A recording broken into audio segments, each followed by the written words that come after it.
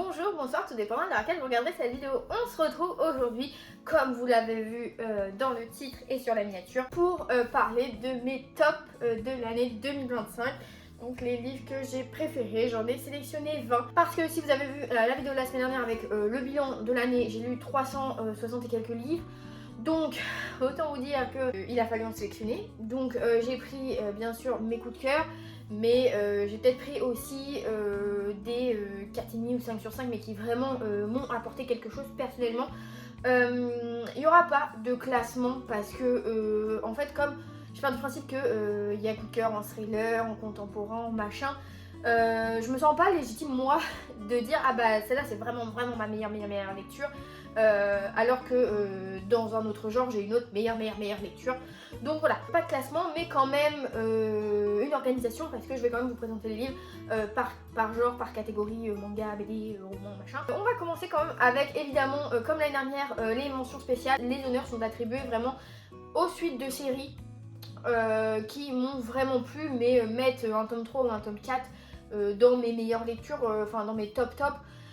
Je préfère faire différemment parce que je préfère vous conseiller, enfin mettre dans mes tops des one shot ou des tomes 1 parce que vous êtes plus à même de vous dire ah bah tiens je peux tenter l'expérience et tout, vous engagez moins que si je dis que ah bah mon top c'est le tome 4 de machin truc, que vous devez vous enquiller un tome 1, 2, 3 pour arriver au 4, ça sert à rien. Donc voilà, j'espère que c'est assez clair. Normalement c'est pareil que l'année dernière donc faites pas les étonner.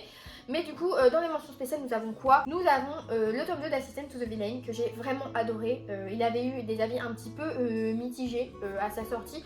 Moi je vous avoue qu'il m'a convaincu de A à Z, tout comme le premier. C'est vraiment pour moi une cozy fantasy, cozy romantasy qui me plaît, donc j'ai hâte de voir la suite. Voilà, je mets aussi en mention spéciale des suites de séries parce que ça se trouve le tome suivant sera une catastrophe, donc voilà, je ne veux pas, vraiment je veux pas vous induire en erreur, je vais vous induire que vers du positif et du bon livre.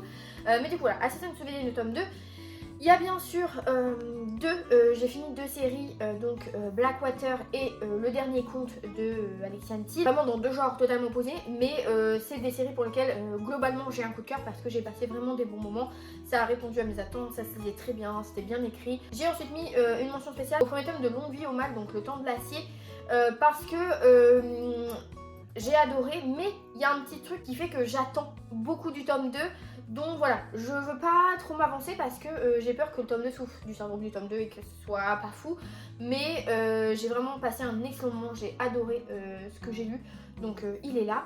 Il est là tout comme deux romans, c'est assez inattendu. Je les mets là et pas dans mon top parce que pareil, il y en a un c'est un tome 1 donc ça se trouve la suite me convaincra pas. Et puis parce que l'autre, c'était, je sortais de mes sentiers battus et ça a répondu à mes attentes.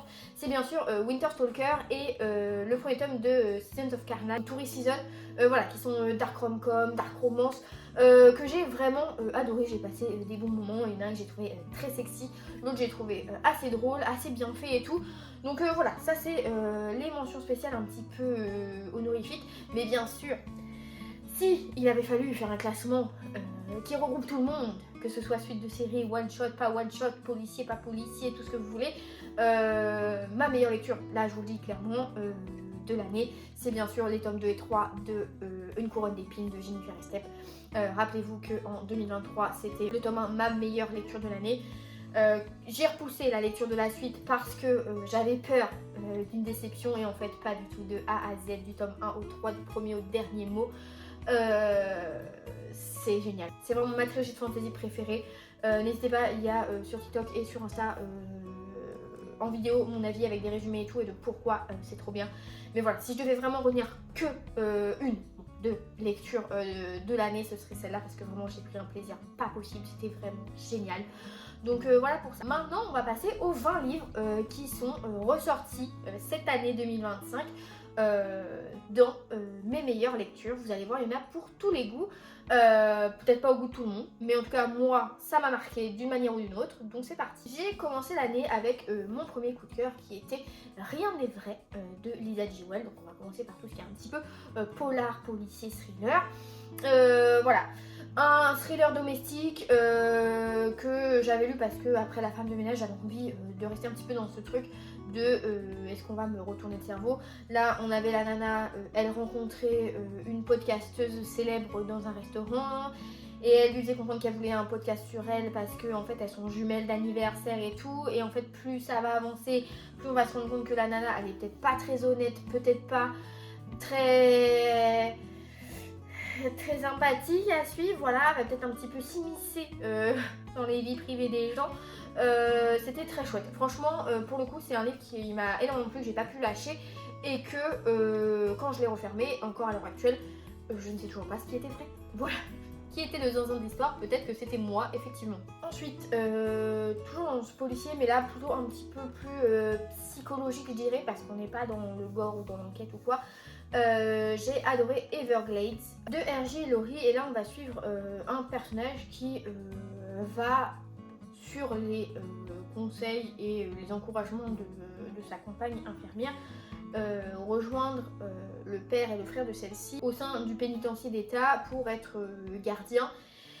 Et il va se passer des choses au sein du pénitencier, donc un suicide, une évasion, etc. Et en fait, on va suivre tout le cheminement de notre personnage principal qui va beaucoup se questionner sur la nature humaine, l'être humain, le mal qui peut surgir d'un homme en parallèle des enquêtes et tout. Est-ce qu'il va être tiraillé entre ce côté secret professionnel ou est-ce qu'il va en parler, est-ce que ça va le miner, est-ce que ça va lui manger le moral et tout. Je trouvais que c'était vraiment très sympa, c'est court, c'est efficace. Moi qui adore Maxime Chatham, pour le coup c'est vraiment un roman qui m'y a fait penser dans le côté psychologie des personnages et cette attention autour de l'être humain. Donc c'est pas un policier giga haletant avec une giga enquête, des retournements de cerveau, du sang et tout, pas du tout. C'est beaucoup plus lisse et linéaire, mais c'est une bonne balade sur un fleuve tranquille. Vous voyez, genre vraiment, ça m'a tenu en haleine. C'était vraiment très chouette. Ensuite, je finis avec cette catégorie avec un cozy mystery. Donc voilà, vraiment on a plusieurs horizons entre un thriller domestique, un truc un peu plus psycho, un peu plus posé, et un cozy mystery. C'est une relecture que j'ai faite en décembre d'ailleurs, dans les derniers jours, qui est le premier tome de Cozy Christmas Mystery. Donc c'est une série qui me faisait envie depuis longtemps parce qu'à chaque fois que je la voyais passer sur les réseaux, d'abord en VO, elle n'était pas encore en VF quand je l'ai découverte, tout le monde n'avait que des retours positifs dessus, donc je me suis dit bon, est-ce que ça va nous faire un effet Pumpkin Spice Café en mode archi surcoté, archi hypé alors que c'est tout simple et tout sympa? Pas du tout. Moi j'ai trouvé que c'était vraiment très cool. On a notre jeune femme qui fuit un peu son ex qui était problématique, qui va dans le petit village où était sa tante qui est décédée. Donc voilà, elle va faire un peu ce qu'il faut pour les héritages et tout. Et malheureusement, en parallèle de ça, il va y avoir un meurtre. Et donc elle va un peu vouloir me sauver parce qu'un truc qui a des similitudes avec la mort de sa proche. Et donc elle va un peu comprendre les choses et forcément elle va s'allier avec le pasteur du coin qui est son meilleur ami d'enfance parce qu'elle a aussi grandi dans ce village. Enfin, et j'ai trouvé vraiment que c'était hyper sympa, hyper bien ficelé jusqu'au bout. Les personnages sont vraiment chouettes, la romance qui se dessine, enfin les liens qui se tissent, le côté tranche de vie et petit village, petite ville était vraiment très bien fait. Le côté Christmas est présent aussi, franchement j'ai beaucoup aimé. Je trouvais que chaque personnage savait trouver sa place et faire en sorte qu'on soit attaché. Vraiment il n'y a pas des personnages plus antipathiques que les autres. Franchement j'ai passé un très bon moment. Ensuite un petit peu en transition parce que c'est pas, pour moi c'est un contemporain mais il a un petit peu cette vibe un peu thriller et tout. C'est évidemment Ta promesse de Camille Laurens que j'ai adoré. J'ai adoré. Ici on débute le livre sur une nana qui se fait interroger par son avocate. Et en fait tout le livre ça va être remonter le fil de l'histoire pour savoir comment elle en est arrivée à être arrêtée. Parce qu'en fait il s'avère que elle avait une relation avec un homme. Et apparemment cet homme, un moment a été retrouvé en sang et tout, là il est handicapé, enfin il est à l'hôpital, machin, il y a un problème, il est dans le coma ou je sais pas quoi. Et en fait il s'avère que cet homme est un pervers narcissique et du coup tout le livre on va remonter ce schéma de la relation, de comment ils se sont connus, comment il a réussi à lui retourner le cerveau, comment elle au début elle était aveuglée puis après elle s'est rendue compte qu'il y avait quelque chose et tout machin. J'ai trouvé franchement que c'était extrêmement bien fait. J'ai trouvé que la façon dont l'auteur présentait le profil du pervers narcissique La définition était très juste. Et pourtant j'ai lu plusieurs livres après par la suite au cours de l'année avec des pervers narcissiques et j'ai trouvé que c'était celui-là qui était réellement pertinent. Tant dans la plume que dans l'intrigue parce qu'il y a quand même des petits twists et tout. Donc ça franchement j'ai passé un excellent moment. Franchement si vous voulez détester les hommes encore plus, allez-y, mais c'est fou à quel point ouais, les schémas, ces profils psychologiques sont vraiment souvent similaires dans leur façon de faire, de procéder et tout, de trop s'y croire. Franchement c'était trop bien. Ensuite dans le contemporain j'ai lu aussi La librairie de Bloomsbury que j'ai adoré, qui est un roman féministe pour moi parce que on est vraiment dans l'après-guerre. On est Bloomsbury, c'est un quartier où il y a beaucoup de librairies en Angleterre et en fait on suit 3 profils de femmes qui ont 3 vies différentes, qui ont 3 parcours différents et qui vont se retrouver employées au sein de cette même librairie et qui vont créer des liens et en fait toutes leurs petites péripéties séparées vont finir par n'en faire qu'une. Et on a ce côté vraiment très sororité, très femme qui va s'affirmer, qui va oser prendre des choix et tout, qui vont s'émanciper. Et je trouve que pour le contexte dans lequel on évolue niveau date et tout, et c'était vraiment très sympa. Franchement, en plus on a des références littéraires et tout. Moi, à partir du moment où il y a des fois il y a des librairies, je suis à fond dedans. Et je trouve voilà, qu'on a ce côté échange avec les clients, machin. C'était pour moi vraiment un très bon moment, très léger. Feel good, je sais pas, parce qu'il y a quand même quelques traumas et tout machin, mais dans l'ensemble j'ai apprécié de suivre ces femmes et surtout voir que l'auteur ne les mettait pas là pour les mettre là, que vraiment elle leur insufflait quelque chose, des combats, des objectifs, des moments importants de vie avec des problématiques concrètes et sociales qui font face voilà, à cette époque au sexisme et tout. Donc non, c'était vraiment très très sympa. Ensuite pareil, ça aurait pu être une petite enquête, mais en fait pas tant que ça parce que c'est plus sur un ton très léger. C'est bien évidemment la très catastrophique Visite du zoo de Joël Dicker.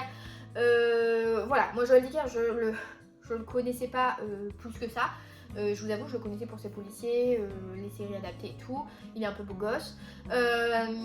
Mais j'en avais jamais lu, parce que le seul qu'on m'a offert de lui c'était un tome 2, alors qu'à la base j'avais demandé Harry Potter illustré tome 1. Il faut pas chercher, il faut pas demander des livres à Noël à des gens qui ne savent pas ce que c'est qu'un livre. Mais je me suis dit, celui-là il est court, le résumé était sympa. Vraiment là, ce côté où on a une sortie scolaire, il se passe des trucs. Et en fait, on va devoir s'appuyer sur le récit d'un enfant pour remonter un peu le fil de tout ça, le fil rouge. Ça me paraissait sympa. Et en plus, c'est que l'histoire est du point de vue d'une jeune enfant. On le comprend qui est peut-être HPI, qui a quelque chose qui est dans une classe, une école spécialisée de base pour des enfants un peu différents, spéciaux. Et en fait, c'est ses parents à table d'être chez eux qui vont dire écoute, qu'est-ce qui s'est passé en fait pendant cette visite pour qu'on en arrive là. Et la gamine elle va être en fait, c'est cet événement. Mais qui découle de cet événement, qui découle de cet événement. Et en fait, on va remonter le fil et c'est extrêmement drôle. C'est très pertinent. C'est un livre que j'ai adoré. Parce qu'il peut y avoir plusieurs lectures en fait, qu'on soit adulte ou même avec un enfant de 7 ans.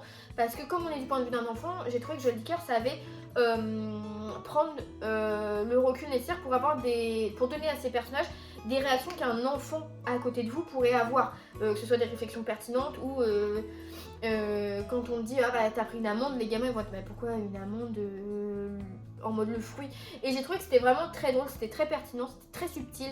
Donc ça j'ai passé un agréable moment, c'était court, donc ça je vous recommande parce que à offrir ou même pour vous c'est une trop bonne idée. Ensuite un peu science-fiction, voilà SFFF, j'ai lu Super méchant débutant suite à une des vidéos de Mamaki, donc Sous le ciel, qui n'avait pu que me convaincre, vraiment. Déjà de toute façon la couverture avec un chat dessus j'étais déjà convaincue, mais Mamaki a su me convaincre davantage. Où voilà, là on rencontre un homme qui vit dans la maison de son oncle, sauf que son oncle va décéder, il va devoir organiser l'enterrement et tout machin s'il veut pouvoir accéder à l'héritage, c'est un peu la dernière requête. Et après ce moment-là, des gens un peu mal intentionnés vont un peu venir lui chercher des noises et il va y avoir des chats qui parlent.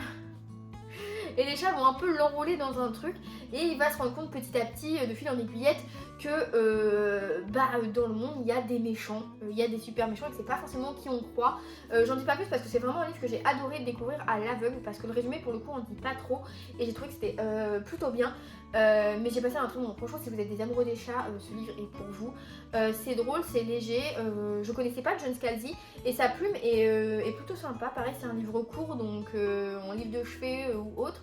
L'intrigue est sympathique aussi, donc non, ça c'était un bon moment également. Également un peu SF, un peu dystopie. Comment ne pas mettre dans ce top le tome 1 de Dissidente de Tosca Mori, voilà, chez Didier Jeunesse, que j'ai particulièrement aimé. Alors j'avais la plupart de ces livres, mais devoir aller les chercher, les sortir, ça aurait été trop long. Donc je vous ferai des inserts, vous l'avez vu, vous l'avez deviné.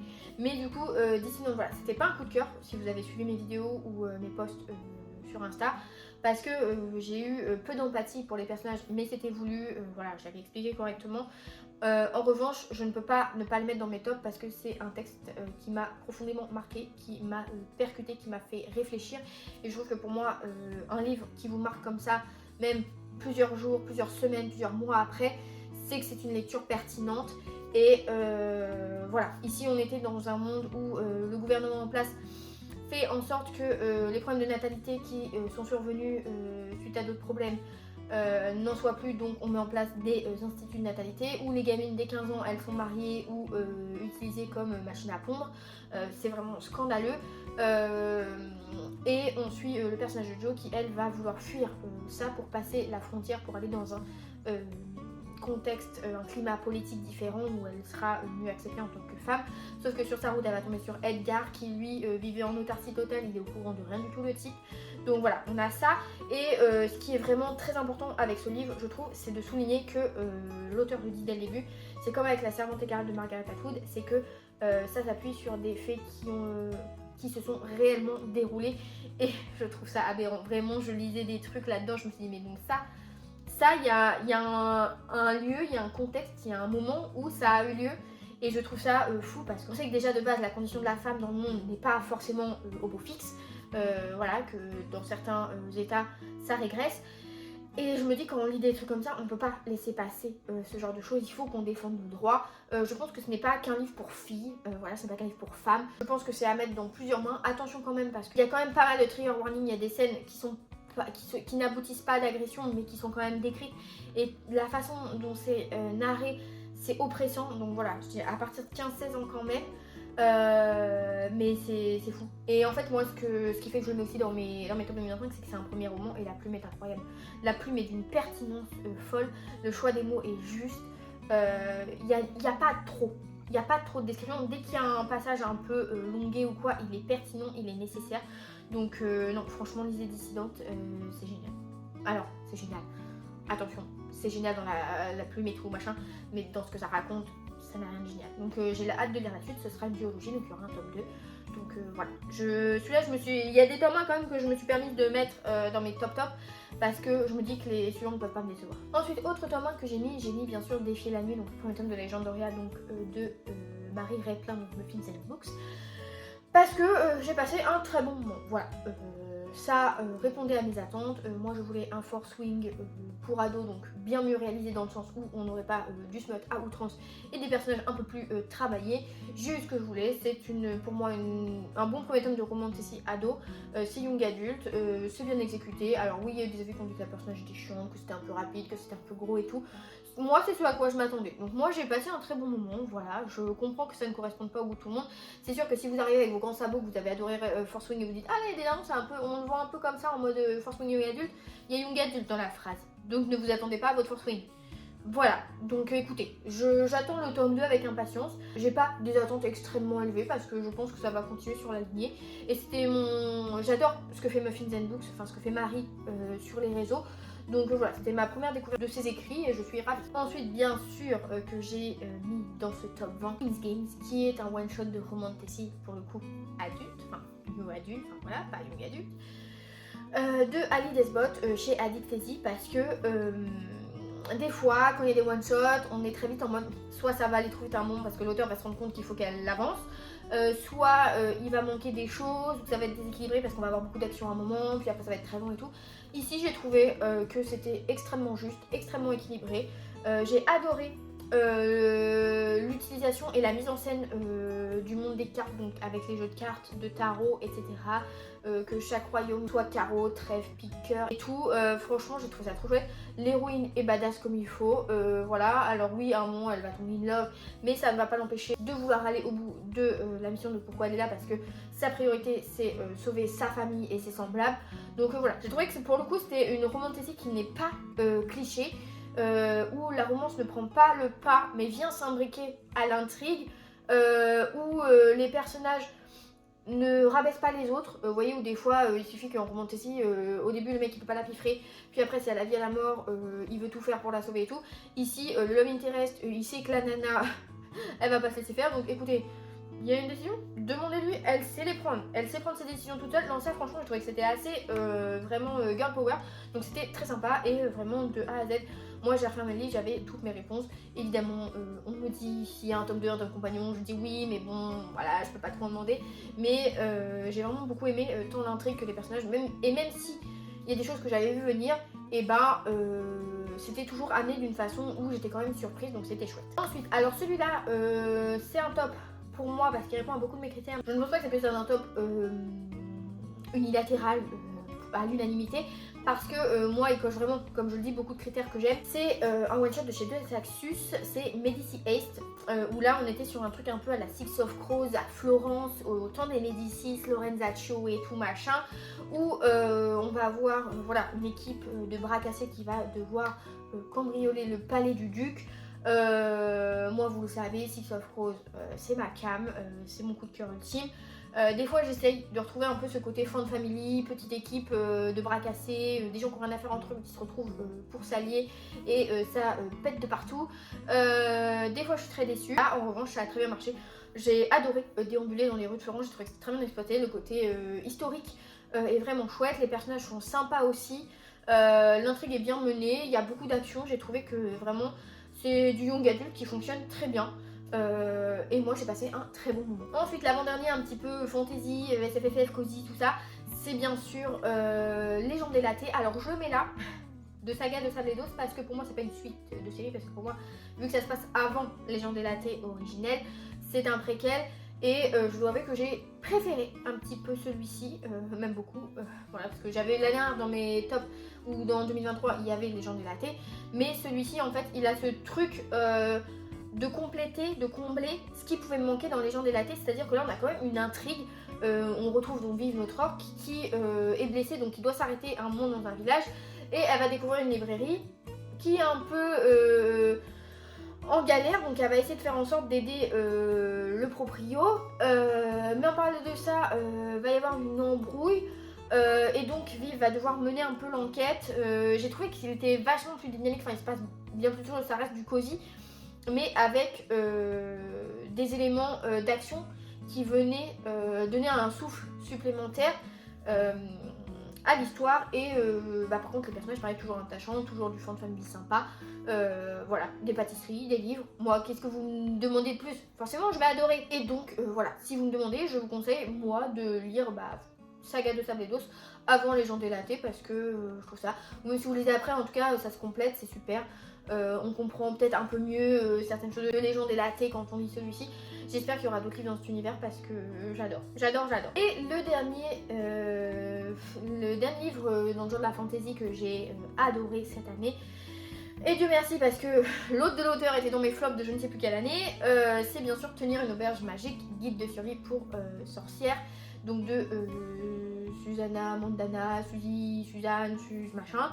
J'avais peur parce que vous savez, dans la société très secrète des sorcières extraordinaires, j'avais passé un très bon moment jusqu'à ce que le mec ses doigts dérapent sous les jupes et la culotte de notre protagoniste féminine dans les 30 dernières pages qui rendaient le livre pour moi plus du tout young adulte mais new adulte, ce qui était franchement pas nécessaire et qui ne desservait pas du tout l'histoire. En plus le mec était un peu détestable. Ici le plot me plaisait un peu plus, voilà, de rencontrer cette jeune femme sorcière qui a été un peu bannie parce qu'elle a voulu ressusciter sa tante. Et donc elle tient une auberge et donc il y a des gens qui passent et tout, et en fait il y a un livre qui pourrait aider à ce qu'elle retrouve ses pouvoirs, sauf qu'elle peut pas déchiffrer cette langue. Heureusement il y a un pensionnaire de l'auberge qui lui visiblement étudie et comprend cette langue, donc il pourrait l'aider. Et à partir de là, voilà, on a ça. Petite romance, machin, petite quête d'identité. Et j'ai trouvé qu'il était bien plus pertinent que l'autre parce que je trouvais qu'il se passait plus de choses. Les messages qui sont passés et les morales sont bien plus sympas. Je trouvais que l'action était plus équilibrée, était plus crédible. Ça tombait pas comme un cheveu sous la soupe qui a un méchant qui arrive d'un coup. Il est là depuis le début, il est toujours en fond de tableau. Moi j'ai passé un très bon moment, franchement ce côté fond de famille, j'aimerais trop qu'il y ait un tome compagnon pour revoir d'autres personnages qu'on a dans cette auberge, voilà, qui sont dans cette histoire, qui sont au premier plan mais pas trop, mais qui ont un potentiel, donc voilà. En plus on a de la représentation LGBT, handicap et tout, donc j'ai trouvé ça vraiment pertinent de bout en bout. Et bien sûr nous avons 5 romances, et oui, comme quoi nous ne sommes jamais au bout de nos surprises et de retournements de situation. Donc il y a bien sûr une lecture de décembre, une romance de Noël, et oui, on n'est pas étonné parce qu'on adore ça. C'est La Guerre des biscuits de Noël. Alors j'ai aimé, comme vous l'avez sans doute vu, beaucoup de ce que j'ai lu en romance de Noël cette année. Celui qui m'a le plus plu, parce que moi je suis très aussi film de Noël, et je trouve que La Guerre des biscuits de Noël chez Roncière a ce côté très cinématographique où si demain c'est un film adapté, il me plaît de bout en bout, il répond à tous mes critères.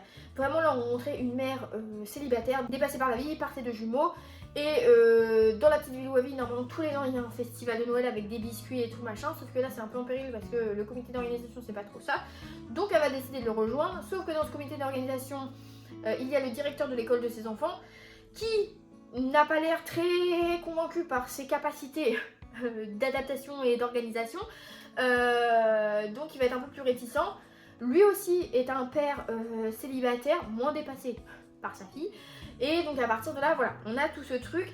Et ce que j'ai aimé, c'est qu'on a affaire à des personnages adultes qui sont matures, qui ont des problématiques sociales pertinentes, qui font face à des soucis du quotidien auxquels on peut s'identifier. Ils sont attachants, la romance ne prend jamais le dessus, elle est slow burn, elle se construit au fil du truc. Alors oui c'est cliché, oui c'est évident, oui on le sait, mais c'est ce qu'on veut, c'est ce que je voulais, c'est ce que j'ai eu. Il n'y a pas de smut, franchement c'est extrêmement mignon. C'est vraiment tout ce que j'attends d'une romance, comédie romantique de Noël. C'était frais, c'était drôle. Voilà, les personnages sont cool, il n'y a pas de red flag, c'était très green flag, franchement, si vous savez pas quoi lire en décembre prochain, notez celui-ci. J'ai ensuite mis 3 tomes 1, mais je pense que les tomes suivants seront des tomes compagnons, donc je me dis que je me risque pas trop, pas comme avec Longue Vie au Mal, où voilà, j'ai adoré, mais j'ai une réserve pour le tome 2, là je me dis quand même j'ai adoré ces tomes 1, si les tomes compagnons me plaisent pas, bah ça n'entachera pas mon amour pour ce tome 1. Il y a bien sûr le premier tome de Hellbeck University, donc Lessons in Faking, que j'ai adoré, romance universitaire, très vibe série US, très vibe les frères Scott, où on a une jeune femme qui est un peu dépassée par les statistiques, qui va devoir prendre des cours avec un tuteur, qui s'avère être la star de l'équipe de football. Donc ça j'avais adoré le fait que la grosse tête ce soit aussi un sportif, parce que ça casse un peu les codes. Généralement dans les romans c'est souvent la nana qui est tutrice et le mec qui a pas de cerveau parce qu'il pense que à faire des touchdowns. Ici c'est pas le cas, et en parallèle de ça, ça va pas plaire à son frère parce que il peut pas piffrer, je crois qu'il s'appelle Dylan, et tout. Donc là notre nana elle va avoir l'opportunité d'avoir un peu d'intérêt de son frère parce qu'il en a pas trop, ils se sont un peu éloignés suite au décès de leurs parents il y a quelques années, donc elle est en mode bah je vais essayer, je vais tenter en mode fake dating pour attirer un peu son attention. Donc voilà, pareil, encore une fois, des personnages qui dialoguent, qui sont intéressants, qui ont des problématiques importantes, il y a des sujets importants abordés comme le deuil, la dépression, etc. J'ai trouvé que c'était vraiment très chouette, même si le frère a un monde un peu crétin. J'espère que l'un des tomes suivants sera sur lui parce que je veux qu'il redore son blason auprès de moi. Mais en tout cas, Lessons in Faking, je vous recommande complètement. Je vous recommande évidemment le premier tome de Heartstrings, donc First Time Caller. Pareil, je sais pas pourquoi, mais vraiment, est-ce que c'est parce que je vieillis, mais toutes les romances que j'ai beaucoup aimées cette année, notamment en romance de Noël, c'était avec des personnages adultes. Parce que vous savez, moi les enfants c'est pas ma cam, et là First Time Caller c'est une mère célibataire qui va se retrouver propulsée en tant que guest dans une émission de radio communale parce que sa fille va appeler une émission un peu de conseils amoureux, et qui va dire ma maman elle a pas de petite amie, elle veut pas trouver l'amour, elle s'occupe que de moi mais elle s'occupe pas d'elle et tout machin, et donc voilà, elle va rencontrer l'animateur et donc ils vont créé un peu ce crossover pour donner des conseils, écouter les histoires des auditeurs et tout. Et en parallèle, leur romance va se faire parce qu'il va dire bah, je vais t'aider à trouver le mec parfait et tout machin. Et puis bon, on sait que le mec parfait il est pas si loin. J'ai trouvé que c'était très chouette. Pareil, les personnages sont très frais, très drôles. Ça communique, des fois ça a du mal, mais en fait c'est des problématiques pertinentes. Dans un couple, t'as toujours des problèmes de communication. Alors des fois ils sont plus ou moins bêtes selon les romances, mais là j'ai trouvé que c'était vraiment pertinent. Enfin, tout le monde a un passif qui kiffe les choses. Là pour le coup, c'est une mère qui est séparée du père, mais les relations sont clean et green. Donc la gamine elle évolue dans un super contexte. Moi je suis pas très gamin, mais celle-là elle est adorable. Elle en fait pas des caisses. Pour son âge elle est... Parce que des fois les gamines selon les âges qu'ils ont, soit ils ont l'air trop matures, genre ils s'exprimeraient pas comme ça dans la vraie vie, ou alors ils sont un peu bébêtes. Là j'ai trouvé que celle-ci elle était très pertinente. Franchement je pense que pour le coup si elle est Tom compagnon, comme pour Hellbait University, ça me plaira, même si c'est d'autres personnages, mais en tout cas, ce premier tome pour moi était génial. Ensuite, alors celui-là, je sais pas trop, ça dépend des sites, soit c'est un tome 1, soit c'en est pas un, je sais pas, mais j'ai lu The X-Vows, où là, pareil.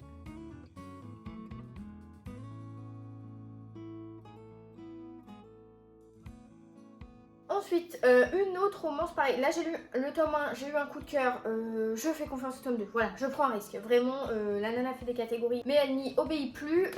J'ai bien sûr adoré cette année découvrir Abyss de C.S. Quill, donc je n'ai rien lu d'autre d'elle, c'était vraiment mon baptême, sacré baptême parce que c'était une grosse pavasse. Mais voilà, ici on était sur un truc un peu, on a une voleuse un peu de renom qui va devoir travailler pour un mec un peu riche, qui est propriétaire de plein de trucs et tout, mais qui est peut-être dans des magouilles. Elle va devoir récupérer un truc, voler un truc pour lui si elle veut pas de problème. Mais il va quand même y avoir des problèmes. On est sur pareil, un truc un peu fond de family. On a un truc un peu côté piraterie mais moderne. Je dois vous avouer que j'ai beaucoup aimé. J'ai trouvé que c'était très dynamique, très haletant. La relation dans ce tome est inexistante. Enfin, il y a une tension. On est sur un enemies to lovers, un rivals to lovers. Ils peuvent pas se piffrer, ils sont en concurrence. Lui va être un peu hautain mais quand même sexy. Je trouve que la tension est vraiment bien faite, le slow burn est très cool. Je dois vous dire que voilà, je n'attends qu'une chose dans le tome 2, c'est qu'il se pécho. Si la dame ne saute pas dessus, moi je vais le faire à sa place parce que vraiment il y a potentiel. Voilà, je trouve que c'était assez crédible. Bon, la fin était très prévisible, fallait faire A plus A, ça demi B. Mais outre ça, j'ai vraiment beaucoup aimé le développement des personnages, ceux qui gravitent autour de nos deux protagonistes principaux. Il y a vraiment un côté très fraternité, importance de la famille, enfin j'ai trouvé que c'était très chouette. Je suis vraiment curieuse de voir où l'auteur va nous emmener dans le tome 2 qui est sorti, que je n'ai pas encore lu. Je ne suis pas à jour, oui, jetez-moi la pierre. Je me suis pas jetée dessus, je me suis jetée sur d'autres titres. Mais c'était une très bonne découverte, franchement c'était très prometteur, la plume était sympa, c'était réfléchi, c'était ingénieux, donc j'ai beaucoup aimé. En fait le côté un petit peu engrenage de la couverture, c'est ce que j'ai retrouvé dans le livre, donc j'ai beaucoup apprécié. Je trouve que le worldbuilding est assez complexe, et si ça reste un peu complexe comme ça dans la suite et que la romance ne prend pas le pas sur tout le reste, ce sera très sympa. Et ensuite on finit ces 20 livres top avec des mangas. Donc d'abord, attention gros trigger warning pour celui-ci, c'est un tome 1. Mais pareil, très prometteur, c'est Animal Human, donc on est sur un manga d'horreur. Voilà, où on est dans un futur où les animaux sont un peu à la place des humains. Là en fait au départ on rencontre un jeune homme qui est avec sa fille en voiture, ils vont avoir un accident, ils vont être récupérés et tout, et en fait quand ils vont se réveiller, qu'ils vont émerger, il s'avère que c'est un cochon qui vient chercher dans sa chambre, qui lui dit bah ta fille est déjà à table, vas-y viens. Au début le mec sait pas trop si c'est un vrai cochon, si c'est un mec déguisé qui a des kinks un peu chelous. Et quand il arrive à table, il voit que il y a que des invités animaux. Et quand il visite la ferme, il se rend compte que le bétail ici ce sont les humains. Donc il n'a pas eu besoin de faire de grands calculs pour comprendre que la viande qu'il a mangée 10 minutes plus tôt, voilà, je vous fais pas de dessin. Et après on a des espèces de chasse à l'homme et tout, enfin c'est extrêmement glauque. mais extrêmement addictif. Hein, vraiment le côté voyeurisme, on a envie de tout savoir, de comprendre et tout, parce qu'après il y a un twist, je peux pas en dire parce que ça spoil un gros élément du truc, mais il y a un twist après qui fait que on veut savoir ce qu'il en est de pourquoi la société est comme ça en fait, qu'est-ce qui fait que voilà, ça dénonce un peu qu'est-ce que ça ferait si nous les humains étions le bétail et les animaux à notre place, donc voilà, un petit peu à la George Orwell mais bien plus trash. Je trouvais que c'était costaud, je lis pas beaucoup d'horreur, voilà, même dans les romans c'est difficile de trouver des choses un petit peu sympathiques, un petit peu bien exécutées. Et là en manga je trouvais que c'était vraiment percutant dans le dessin et tout, mais voilà, vraiment gros trigger warning, vraiment pas avant 15-16 ans, attention dans les mains où vous mettez ce petit livre parce qu'il paraît inoffensif, très beau, mais le contenu est très... on ne lit pas pendant qu'on mange quoi. Voilà. Et ensuite, il y a 2 tomes parce que c'est une duologie de manga, mais c'est une histoire complète.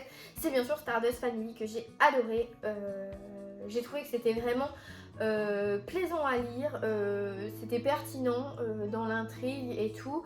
C'était très émouvant. Franchement, la fin j'étais un peu triste. J'aurais aimé que le manga fasse ou plusieurs tomes ou qu'il soit beaucoup plus gros parce que j'en avais pas assez. J'aurais aimé que ce soit vachement plus développé, mais dans les 2 tomes, ça se complétait très bien. Voilà, l'histoire avait un début, elle avait une fin. C'était très juste sur ça. On était dans une société en fait où on a mis en place des tests à passer pour que les couples puissent être parents. En fait, on envoie des enfants qui sont un peu tuteurs, un peu évaluateurs, et en fait, on va suivre un jeune garçon qui est mis au sein d'un couple.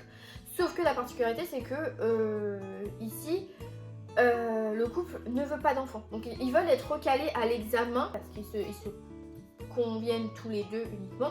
Et donc le gamin va trouver ça un peu bizarre et tout, et il va y avoir évidemment un background. J'ai trouvé ça vraiment chouette.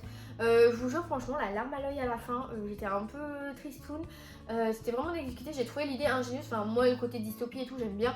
Donc là, c'était un peu sympa. Et puis ce côté de contrôler les natalités de qui peut être parent, qui peut être pas parent, parce que il y a une recrudescence de violence au sein des familles. Donc maintenant, on fait attention de qui peut avoir des enfants ou pas pour pas que les enfants soient maltraités, etc.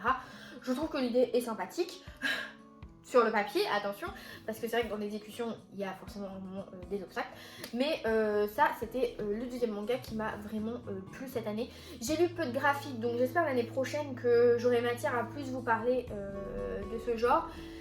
Mais écoutez, dans ce que j'en ai lu, c'est eux qui sont ressortis. Pareil, il y a eu d'autres choses qui m'ont plu, mais c'était des tomes 1 ou des suites, donc c'était pas hyper pertinent pour l'instant. Mais ces deux-là m'ont vraiment marqué, m'ont vraiment fait un effet coup de poing.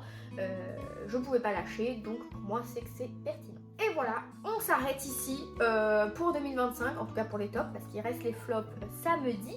Voilà, 2 vidéos dans la semaine, le croustillant le thé pour le week-end. C'était les 20 livres qui m'ont le plus marqué, qui m'ont le plus percuté, qui m'ont fait vraiment le plus vivre d'émotions et avec lesquels j'ai passé d'agréables moments cette année. Je vous aurais mis sur les inserts si certains d'entre eux sont dispo sur Nextory, parce qu'il y a des gens qui sont peut-être plus adeptes de Nextory que du papier ou de l'e-book. Mais écoutez, n'hésitez pas vous à me dire dans les commentaires si on a des tops en commun, ou si au contraire certains de mes tops sont des flops pour vous, ou quels sont vos tops. Je suis très curieuse de savoir parce que ça peut rajouter des livres à ma wishlist. Donc c'était tout pour aujourd'hui. Je n'ai plus qu'à vous souhaiter de belles lectures et à vous dire à la prochaine. Salut!